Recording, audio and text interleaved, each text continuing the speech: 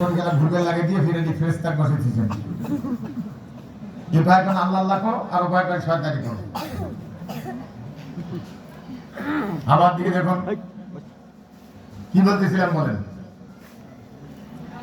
রব মানে আইনদাতা। গোসল করতে গিয়া পানি পার মধ্যে ঢালিয়ে গোসল হবে না, মাথা না ঢালা পর্যন্ত হবে না, মাথা না ঢালা পর্যন্ত পাও ভিজবে না। আজকের ওয়াজ কি আপনারা মানবেন? আজকের ওয়াজ কি মানবেন আপনারা? জোর বলুন, আরে কথা বলেন। মানবেন না? আমারটাই শিওর। কারণ আল্লাহর নবী 15 বছর পর্যন্ত ওয়াজ করলেন। নবীজির চাইতে ভালো বক্তা দুনিয়া আছে নাকি? আসবে নাকি? আছে নাকি? এখনো আছে। আল্লাহর নবী ওয়াজ করলে মারামারি বাজে। এখন অনেক বক্তা ওয়াজ করলে মারামারি তো দূরের কথা, শয়তানও খেপে না। তুমি রাসূলের চাইতেও ভালো বক্তা। জয় বলেন নাউযুবিল্লাহ। নাউযুবিল্লাহ। ভাইরা আমার, আল্লাহ নবী বললেন যতই ওয়াজ করি ততই পরিবেশ দূষণ হয়। জনগণ বোঝে কিন্তু মানতে পারে না। মানে হলো আবু জেহেল একটা। কারণ আবু জেহেল আছে ক্ষমতায়, ওয়াজের মঞ্চে ডানো হয়। ওয়াজের মঞ্চ হলো সংসদ। ওখানকার ওয়াজ জনগণ শোনে বোঝে মানে, আর এখানকার ওয়াজ মানে না, জনগণ শোনে বোঝে কিন্তু মানে না, মানে না। ভাইরা আমার, আল্লাহ রাসূল দোয়া করলেন ওয়াজআলনি মিন লাদুনকা সুলতানান নাসীরা। হে আল্লাহ, আমাকে ক্ষমতা দাও, রাষ্ট্র শক্তি দাও, সহযোগী শক্তি দাও, আমাকে প্রেসিডেন্ট বানাও। তা না হলে ওয়াজ করতেছি জনগণ শোনে বোঝে মানে না। মানে হলে আবু জেহেল একটা। তাহলে রাসূল কি চায়? ক্ষমতা চায়। আজকালকার নামাজি পাগড়ি টুপিওয়ালা হাজিওয়ালা কত আছে, আমরা গদির লোক করি না। নবীজির চাইতেও ভালো। নাউযুবিল্লাহ। এরকম নামাজি আছে না? নেই? আছে, হয়তো এই এলাকায় নাই। আছে, আছে।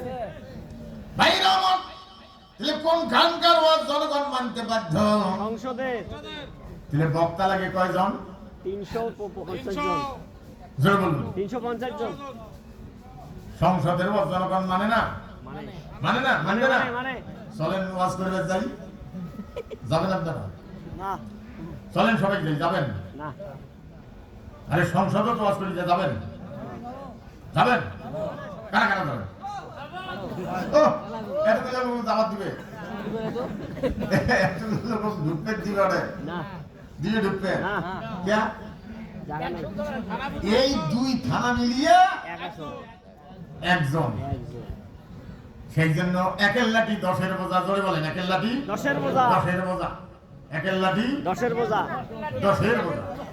আরে একের লাঠি 10-এর। আরে তারা যে বললেন একের লাঠি 10-এর বোঝা, তার মানে মৌলবি যেটা কইছে আপনারাও সেটা কয়ে ফেলিলেন। তার মানে মৌলবি কইছে হয়ই বুঝি। এইভাবেই কিন্তু আমরা সমাজে নষ্ট হয়ে গেছি। কোরআনের মূল কথাটা বুঝি নাই। তারপর তো মৌলবি কইছে, বুঝছেন না? আরে সম্মানিত ভাইগণ, ভালো করে বুঝান। এই এলাকার থেকে 8জন লোককে পাঠাইতে হবে। 10-এর লাঠি তার ঘাড়ে দিয়ে বাইরে আমাদের কথাতে ওখানে বলি। এবার আমি আপনাদের কাছে বলতে চাই, জিকিরের এমন একটা জায়গা বাই করেন যে জায়গায় জিকির করতে না পারলে, জিকির সঠিকভাবে যদি করতে না পারেন, জিকিরের মধ্যে যদি ভুল হয়, গোটা জীবনের ইবাদত, নামাজ, কালাম, দান, খয়রাত সব বরবাদ হয়ে যাবে। এটা ভোট জায়গা একটা আছে না? আছে। ছোট্ট না জায়গা। বাপ শুদ্ধে আছেন নাকি?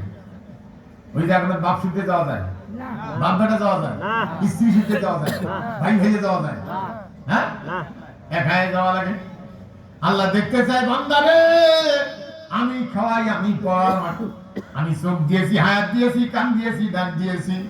আমি দেখতে চাই আমার আইন তোমার কাছে কেমন লাগে। সম্মানিত ভাইগণ, ওইখানে ঢুকিয়ে যদি কেউ এই যুগ আল্লাহ নেন মানব রশিদ আইনকে জরিনার আইনকে সাপোর্ট দিয়ে দিল, সলিমুদ্দিন আইনকে সাপোর্ট দিয়ে দিল। আল্লাহ তোমার এই যুগে চলতে পারে না। এরকম মুসলমান আছে না নাই? আছে ওর কি নামাজ আছে? না ওর হজ হবে? না ওর কি টুপি দাঁড়িয়ে লাভ আছে? নাই